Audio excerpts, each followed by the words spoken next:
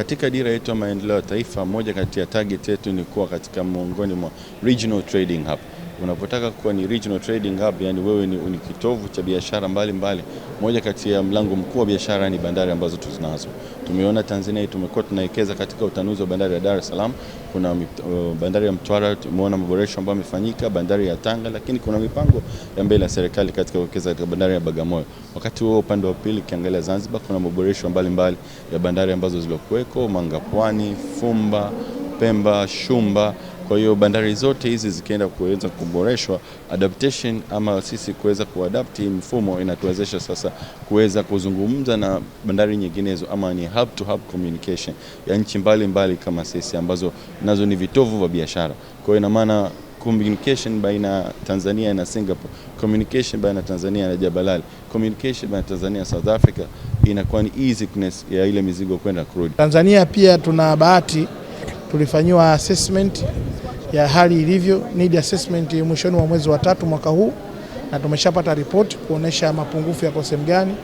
Kwa hiyo tutawekea strategy ya utekelezaji wake. Kwa hiyo mafunzo haya yameleta tija kubwa, na kwa upande wa Tanzania taasisi mbalimbali zimeshiriki.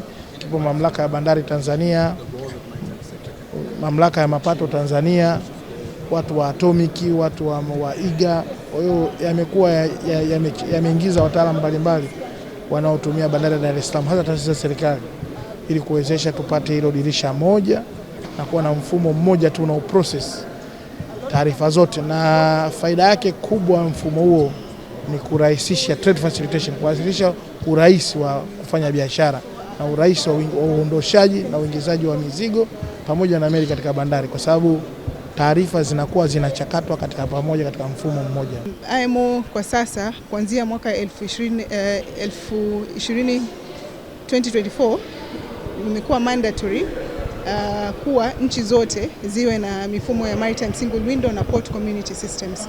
Tumeshirikiana na World Bank na SSATP kufanya warsha huu ili tuwe na ushirikiano, nchi zinaweza kusaidika vipi, kwa mfano kusaidiwa kuweka systems ya kielektroniki katika bandari zao. Kwa upande wetu Zanzibar, sisi kwa hivi sasa tuko katika pipeline pia ya kuendeleza mfumo wa maritime single window ambao kwa sasa uko chini ya IGAS kule TRA pamoja na mfadhili wa Korea. Kwa sasa tunaendelea katika hatua ya ujenzi wa mfumo kwa taasisi zote ambazo zinahusika na masuala ya uondoshaji shehena bandarini pamoja na airport. Hii semina kwa kweli imetujengea uwezo. Kwa mfano IMO consultant wote wameelezea mambo mazuri ambayo yanaweza kufanya facilitation ya kuondosha mzigo shehena bandarini na airport.